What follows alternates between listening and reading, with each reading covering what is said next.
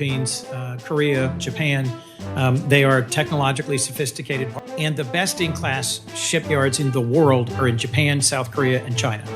50 years ago, we had the best shipyards in the world. Today, we do not. Buying into foreign shipyards, we're having them invest in the United States. We want them to bring their operations here. With the way they're able to crank out a destroyer in 2 years, and that will create basically 540,000 jobs. Hanwha's dramatic commitment to invest in the Philly shipyard is just one of many such investments. 최근 미국 의회 청문회에서 꽤 이색적인 장면이 나왔습니다. 미국이 해군력을 다시 키우기 위해 막대한 예산을 쓰겠다고 발표했는데 정작 그 방법을 두고 의원들이 장관을 강하게 몰아붙이는 상황입니다. 돈은 있는데 막상 배를 만들 능력이 없다는 절박함이 느껴지는데요. 특히 이번 회의에서는 세계 최고 수준의 조선소를 언급하며 한국의 이름이 구체적으로 나옵니다. 미국이 왜 그토록 한국의 조선 기술과 운영 방식에 매달리는지 그 속내를 지금 바로 확인해 보겠습니다. I'm very pleased to see a strong investment in shipbuilding. I think we are far behind and we need to catch up as best we possibly can. I'm proud to work closely with the Pennsylvania delegation in supporting the Philly shipyard, one of a number of shipbuilding capabilities we need to invest in more. I support smart and robust investments in our industrial base. But that starts with expediting incorporating advanced manufacturing technologies. I think we need to learn from and partner with the best-in-class shipyards in the world, relatively few of which are in our country. The Navy is making steady incremental progress, but it lacks, in my view, the sense of urgency from our partners in shipbuilding. We need to understand real outcomes and metrics. We're putting a ton of money into industrial base. And we need to see how that money is reaching the sub-tier suppliers to broaden and strengthen that base. And then a clear understanding about what the government's responsible for and what industry is responsible for. I admire the Deputy Secretary's fierce determination to shake up elements of this system. Paying competitive wages, keeping the shipyard infrastructure in decent shape is industry's job.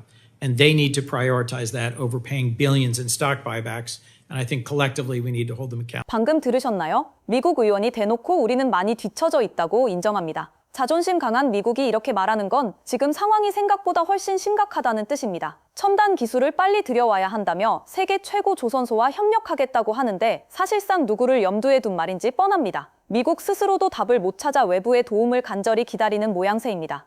My three priorities are to take care of our sailors, Marines, build ships, and protect our homeland. 120 years ago, the Great White Fleet extended America's reach across the globe. We are currently at the forefront of history with a budget that will create the Golden Fleet, which renews that maritime dominance. We have the obligation to give our sailors and Marines the very best equipment to do their jobs. In our historic budget of $377.5 billion, we're adding 34 new ships, varying from small to large combatants, 123 new aircrafts, along with 5 unmanned ships. In 5 years, we will add 122 manned ships and 63 unmanned ships. We're funding the readiness of our fleet to 95%. We're procuring exquisite munitions that will keep our forces outside the weapons engagement zone while investing in research and development for the fight of the future. More importantly, we're increasing our service member pays, investing in family and unaccompanied housing, child development centers so that our sailors and Marines have a safe, clean, and comfortable place to live and not have to worry about their families when deployed in harm's way. We have greatly exceeded recruiting and retention goals, and that is due solely to the sheer leadership of President Trump and Secretary Hegseth. 2 weeks ago, I was aboard USS Gerald R. Ford, USS Winston Churchill, and USS Bainbridge as they were returning from the 11-month combat deployment in 2 theaters. Do not believe the fake news that claims food shortages, backed up toilets, or low morale. What I witnessed were motivated and professional young Americans pushing the boundaries of performance for their country. It is imperative that we pass this budget. Ship construction and readiness were bill payers for Iraq and Afghanistan for 20 years. While our industrial base atrophied, America's peer competitors grew stronger and threatened our sovereignty. Their 100-year plan has one goal: total global dominance. 그런데 여기서 더 답답한 문제가 나옵니다. 배를 만들어서 본토를 지켜야 하는데 지난 20년 동안 미국 조선 산업의 기초가 완전히 무너졌다는 겁니다. 돈만 쏟아붓는다고 해결될 일이 아니죠. 공장을 돌릴 사람도 없고 시스템도 너무 낡았습니다. 경쟁국들은 무서운 속도로 함대를 늘리는데 미국은 기본 체력부터 바닥난 상황인 겁니다. Secretary Hegseth just recently has described destroyers as being the backbone of the fleet.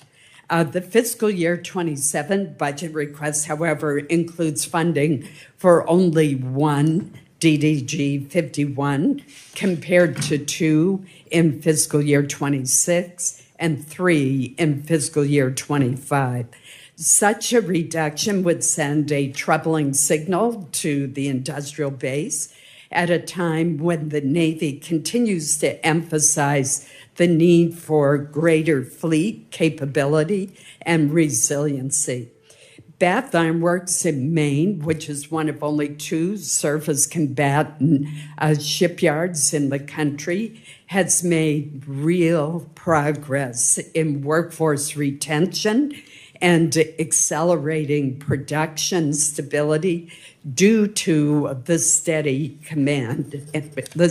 demand signal. Based on the future year defense plan, how can we sustain the current production alone be sufficient to sustain both shipyards and the supplier base without restoring a stable 2 DDG per year procurements? And I would mention that when you start contrasting the size of our fleet with China's, it should be of great alarm to all of us.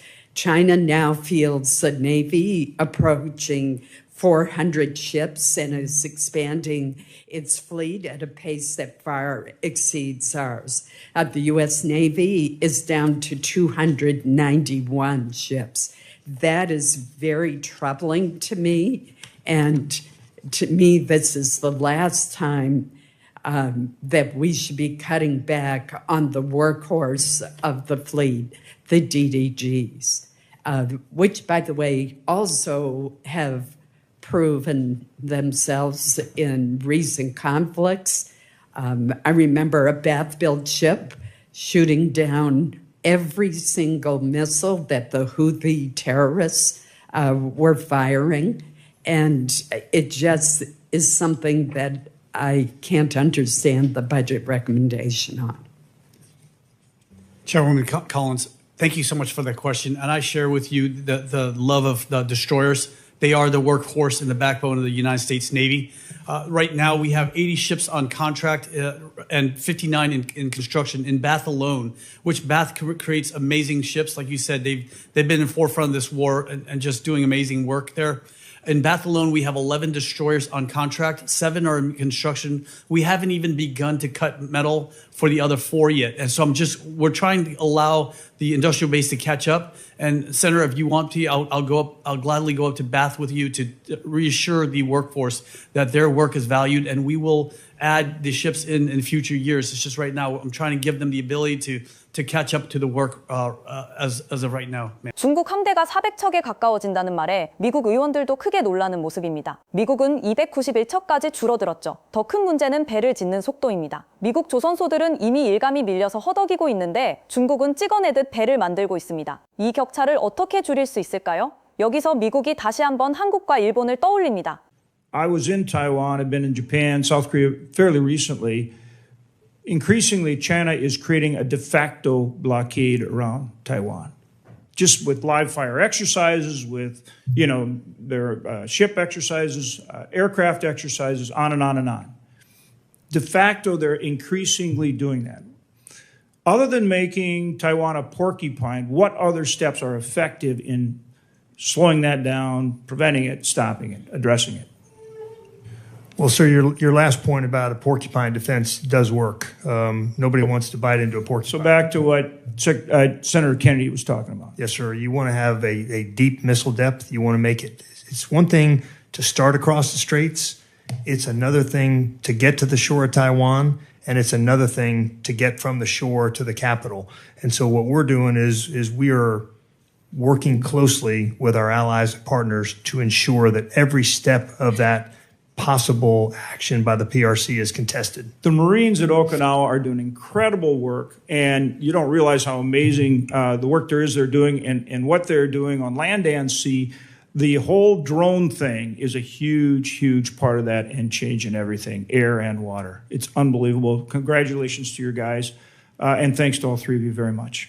Thank you, Mr. Chairman, and thanks to our colleagues. Senator Coons, followed by Senator Durbin and Shaheen. Thank you, Mr. Chairman. I will defer to my friend and colleague, Senator Durbin, and then to Senator Shaheen, and then I'll question. Thank you, Senator Coons. 한국과 일본을 다녀온 의원이 바로 이어서 대만 봉쇄 우려를 꺼냅니다. 정치적인 걱정이 아니라 당장 바다 위에서 대응할 수 있는 실제적인 힘이 부족하다는 걸 깨달은 겁니다. 직접 현장을 돌아보며 느낀 위기감이 그대로 드러나는 대목입니다. But this is distressing because the shipyard has a funding shortfall of $65 million since October. $30 million of that is to cover Secretary Hegseth's directive to provide bonuses to randomly selected workers. So the idea of recognizing workers, I think we can all support. But if we're going to do that, then the department needs to provide the funding to make that recognition. And they didn't do that. So the shipyard had to take funds from their existing budget. In addition, DOD is pulling back another $33 million from the shipyard for its, quote, under execution of hiring, which doesn't make any sense because, as Admiral Cottle can speak to, because we've had this conversation, they were prevented from hiring workers before Congress stepped in and exempted them from Secretary Hegseth's civilian hiring freeze. It's an issue that I raised with the previous Navy Secretary, which he said he was trying to address. It's an issue I raised with Secretary Hegseth. He said you all were going to look into it, and yet we still have this funding shortfall that is having a real impact on the ability of the shipyard to do their jobs at a time when it is critical that we keep the maintenance of our nuclear subs at the forefront and get those ships in and out on schedule. So, Acting Secretary Cal, can you commit that you will restore the funding that Portsmouth has lost because of the actions of the department? 실제로 내부 상황은 엉망입니다. 예산이 부족해서 노동자 보너스 줄 돈이 없고 사람을 제대로 못 뽑았다고 돈을 회수하는 황당한 일이 벌어지고 있습니다. 핵잠수함 정비 같은 국가 안보의 핵심 업무가 이런 행정 실수 때문에 밀리고 있다는 건 정말 믿기 힘든 일이죠. And Admiral Cottle, as you know, Congress has appropriated significant funding to expand the Virginia-class submarine production capacity, and that's alongside of our commitment with Australia under AUKUS to increase the submarine industrial base. We have challenges producing the submarines that are part of the existing pipeline. So can you talk about how we're addressing the AUKUS piece of that and how the Navy is spending the investment that Australia is making in AUKUS? Yes, ma'am. You know, the money that Australia has given us, the $2 billion, will become part of the generalized fund as part of the SIB investment. The submarine industrial base investment is a set of money that I know you know also all too well, goes to improving many facets of the way we do new construction.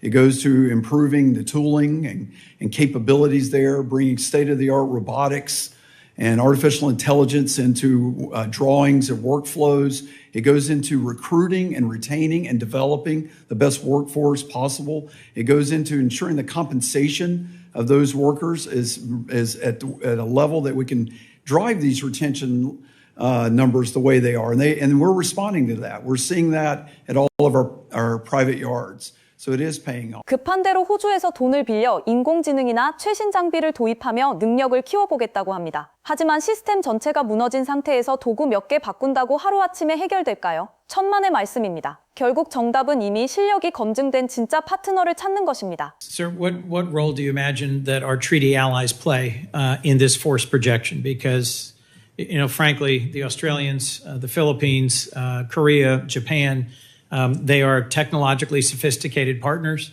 They are close partners with us, and they have the ability to support, to service, and to project. The first time I really was struck by what is possible in this was in Australia. I was there last summer for the U.S.-Australia AUKUS-related dialogue and visited an Anduril facility and saw their Ghost Shark product and was really quite struck at what they are deploying.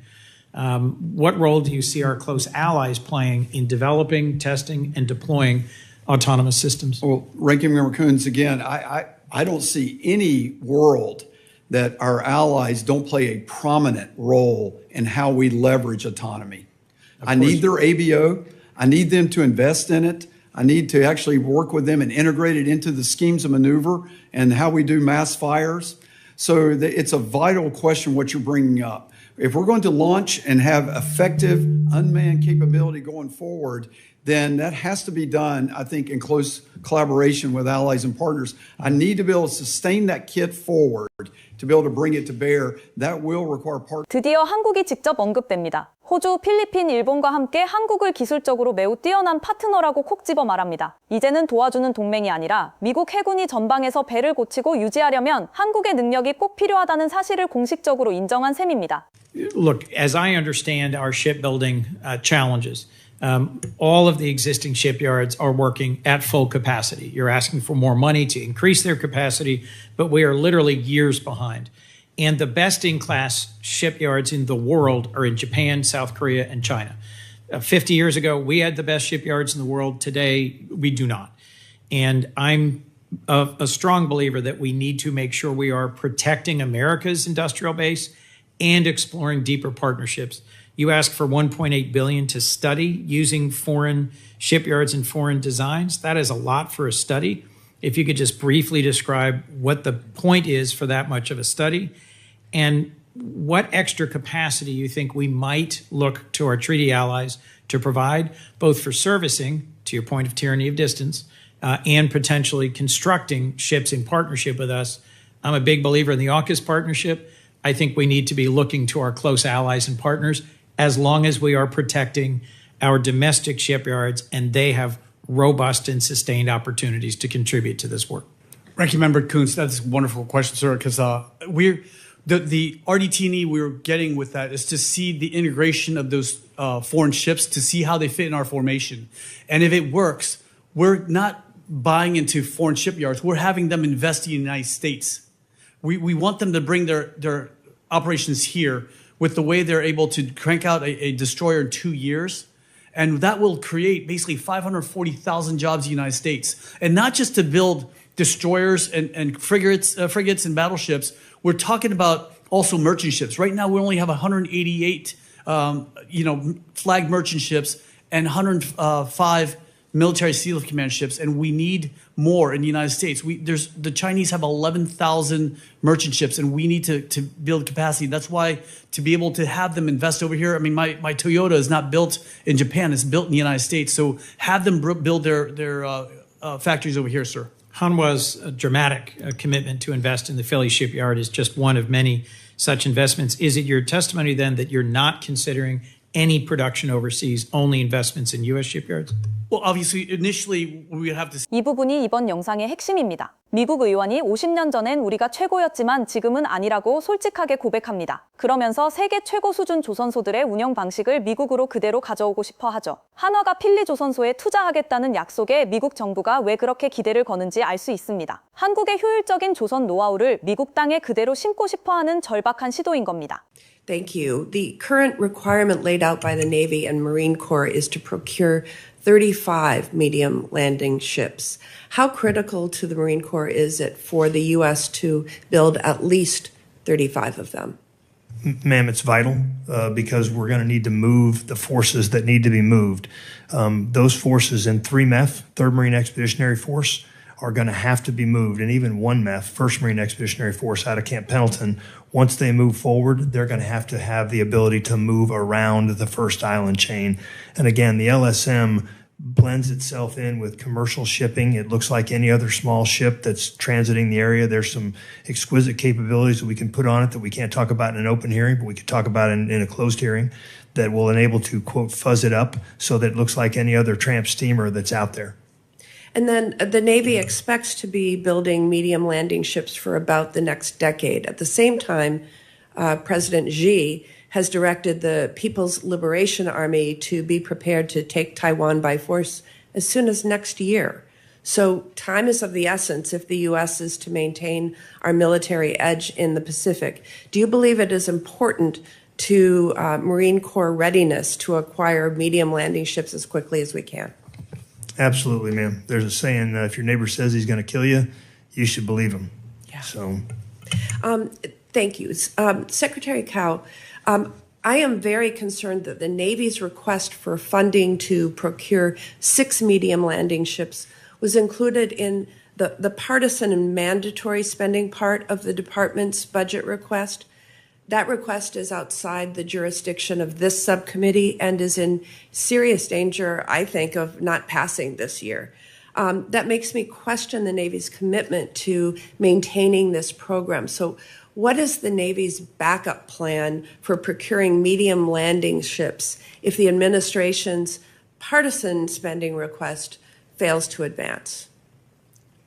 Senator, I share your concerns that we need this whole $1.5 trillion. The Navy and Marine Corps has taken a lot of hits over 20 years in Iraq and Afghanistan, ma'am. And so that's why we need this one-time budget in order to fix all these things. However you appropriate to us, whether one bill or 2 bills, we're completely agnostic to that as a Navy and Marine Corps. We need that in order to build these medium landing ships. And again, Fincantieri is going to turn it out quickly. And I know that's why we're going with a design that's already proven, it's already built, and we're not going to deviate. 중형 상륙함 35척이 당장 필요한데 시간이 없습니다. 중국이 내년이라도 움직일 수 있다는 공포가 현실이 된 거죠. 미국은 이미 검증된 설계와 빠르게 만드는 능력을 원합니다. 묵묵히 실력을 쌓아온 한국의 제조 능력이 여기서 다시 한번 빛을 발하는 지점입니다. Yeah, but well, President Trump and this administration talk a lot about wanting to build more ships in America, and I absolutely agree with that. But bringing back our domestic shipbuilding industry requires a consistent demand signal. And decisions like these jeopardize the stability of the medium landing ship program and the thousands of jobs, including those in Wisconsin, which depend on it. So do you agree that consistent demand is important to our shipbuilding industry? And if so, why wasn't the request for the medium landing ship funding included in the Navy's base budget like all other battle force ships? Senator, again, we need, however we get this money, we need it all for to fix the Navy Marine Corps. And I know you weren't here for my opening statement, but my son's going to be commissioned in the United States Marine tomorrow from the United States Naval Academy. I cannot have him go to war the way I did. We just can't do this to our sailors and Marines. These are American sons and daughters, and we owe it to them to give them what they need. And this is why we just need to get this out. 결국 조선업을 살리려면 꾸준한 일감이 있어야 하는데 미국의 행정 처리는 여전히 갈팡질팡합니다. 정작 현장에서 싸울 군인들에게 필요한 배를 제때 줘야 하는데 예산 가지고 밀고 당기기를 하고 있는 모습이 참 낯설죠. Has it been spent? No. When will we get a spend plan? Last week. Do we have it today? No. I know this is above your pay grade, but Mr. Secretary, I hope you will convey, as you've heard from many of us, from the first questions from the chairman to my last question now, you're submitting a budget that puts things across the line from base budget to reconciliation, munitions, shipbuilding, the LSM that is essential to your ability to fight and win in the Western Pacific. If the reconciliation piece of this doesn't go through, we are going to have even bigger problems this year than last. So let me just briefly ask about those two things. Commandant, how important is it that you have the LSMs in the year ahead, and what will you do if that does not come through in reconciliation? How will that impact your warfighting capability? well, we'll be less mobile, we'll be less able to aggregate and disaggregate, and we'll be less able to contend with the PRC. And is the major adversary for whom you are currently planning and for which we are currently investing in the Western Pacific, the PRC? It is, sir. Admiral Caudle, we spoke before and you've spoken now about how the Ukrainians have demonstrated remarkable mastery of naval drones. And in fact, they've pushed back Russia's Black Sea Fleet significantly. What happens to the Navy if your significant munitions request, which is divided between reconciliation regular, is denied and you don't get those munitions? And what does that do to shipbuilding, drones, and munitions for this coming year?